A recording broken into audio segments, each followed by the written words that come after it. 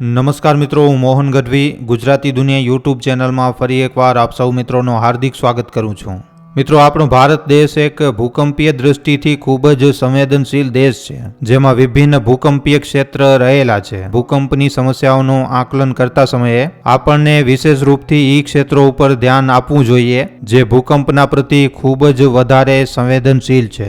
ભારતના ઉત્તરમાં સ્થિત હિમાલય ક્ષેત્ર જેમ કે જમ્મુ કાશ્મીર, ઉત્તરાખંડ અને હિમાચલ પ્રદેશ ભૂકંપ માટે અત્યાધિક સંવેદનશીલ માનવામાં આવે છે. અહીંયાની ભૂગર્ભીય સંરચના અને ટેક્ટોનિક પ્લેટો અને આની ગતિવિધિ આ ક્ષેત્રને લગાતાર ભૂકંપીય ક્ષેત્ર બનાવે છે. આ ક્ષેત્રને લગાતાર ખતરામાં નાખે છે. આના સિવાય પૂર્વી ભારત, વિશેષ કરીને પશ્ચિમ બંગાળ ખૂબ જ મોટા ભૂકંપના જોખમમાં છે. પાછલા થોડાક દશકોમાં ભારતના ઘણા હિસ્સાઓમાં ભૂકંપના તીવ્ર ઝટકા મહેસૂસ કરવામાં આવ્યા છે, જેમાંથી ઘણા ભૂકંપોએ વ્યાપક ભૌતિક અને માનવહાનિની સાથે સાથે આર્થિક નુકસાન પણ કર્યો છે. ડિસેમ્બર 2024માં મોસમની વિશેષ પરિસ્થિતિઓથી જોડાયેલા ભૂકંપોની સંભાવના ખૂબ જ વધારે છે. આ સમય દરમિયાન ભૂકંપના સંભવિત ઝટકાઓથી લડવા માટે આપણને તૈયાર રહેવું જોઈએ. એ જરૂરી છે કે આપણે ભૂકંપ સુરક્ષા ઉપાયોને અપનાવીએ અને આપણા આસપાસના વાતાવરણમાં આપણે સજગ રહીએ, જેના લીધે કોઈ પણ આપાત સ્થિતિનો સામનો આપણે સારી રીતે કરી શકીએ.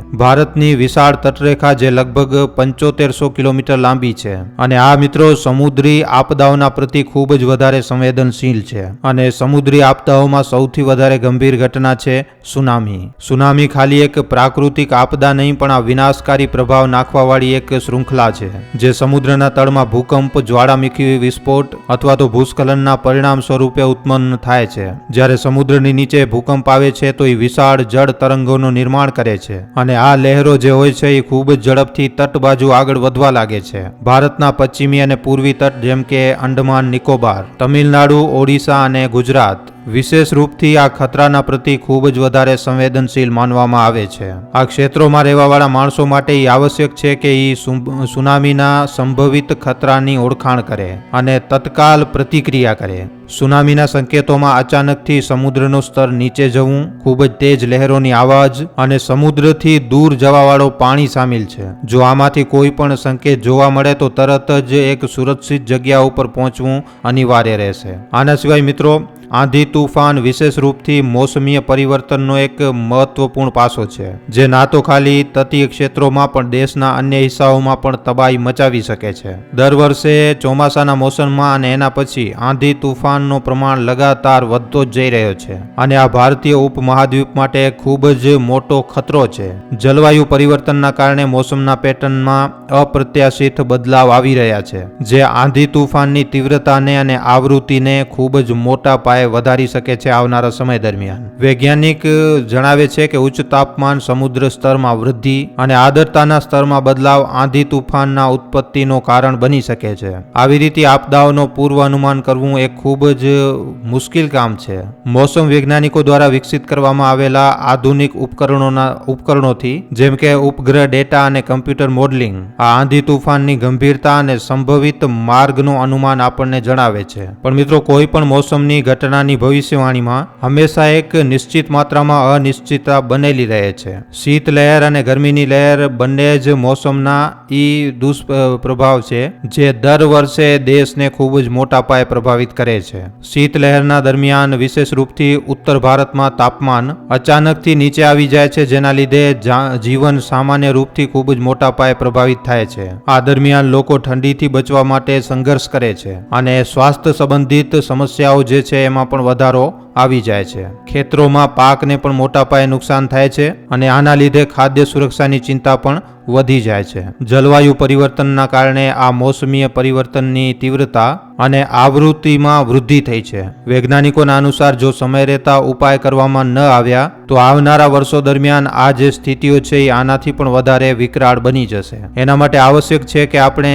જલવાયુ પરિવર્તનના પ્રભાવને સમજીએ અને આના સામે લડવા માટે આપણે પોતાની રણનીતિઓ તૈયાર કરીએ, જેના લીધે આપણે પ્રાકૃતિક આપદાઓના પ્રતિ વધારે સહનશીલ બની શકીએ. મોસમી પરિવર્તન, જલવાયુ પરિવર્તન અને માનવ નિર્મિત ગતિવિધિઓના ચાલતા નદીઓ અને જલાશયો પોતાના જળસ્તરમાં અસામાન્ય પરિવર્તનનો અનુભવ કરી શકે છે. આ સમય દરમિયાન ગંગા, યમુના, બ્રહ્મપુત્ર અને અન્ય પ્રમુખ નદીઓમાં જલ સ્તરની રખવાળી કરવું આવશ્યક છે. જો આ નદીઓમાં અત્યાધિક વરસાદ થાય છે, વધારે વરસાદ થાય છે અથવા તો બરફબારીના કારણે હિમ નદીઓના ઓગળવાના કારણે પાણીનો સ્તર વધે છે તો આ નદીઓમાં પૂર જેવી સ્થિતિ પણ ઉત્પન્ન થઈ શકે છે. વિશેષ રૂપથી ઉત્તર ભારતના પહાડી ક્ષેત્રોમાં બરફબારીના કિસ્સા હંમેશા આવતા રહે છે અને આના લીધે બરફનો જે ઓગળવાવાળો પાણી છે એ નીચલા ક્ષેત્રોમાં પૂરનું કારણ પણ બને છે. જલાશયોની સ્થિતિ પણ પૂરના ખતરાને પ્રભાવિત કરે છે. જો જલાશયોમાં પહેલાથી જ